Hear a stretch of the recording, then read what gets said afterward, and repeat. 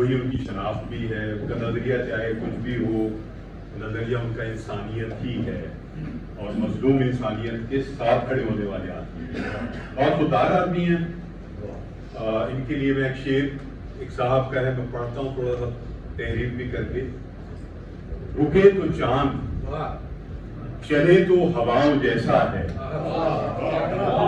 رکے تو چاند چلے تو ہواؤں جیسا ہے، یہ شخص دھوپ میں دیکھو تو چھاؤں جیسا ہے۔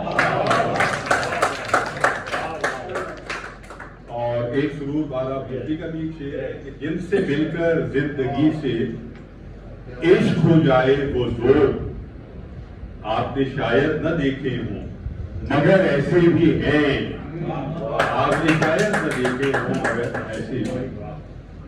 اور تنگ نظروں کی اس دنیا میں بک جانا آسان تھا مگر، یہ ان کی شخصیت ہے اور کردار ہے۔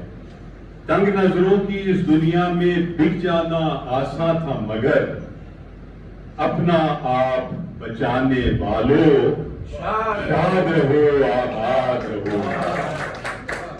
بس بہت شکریہ۔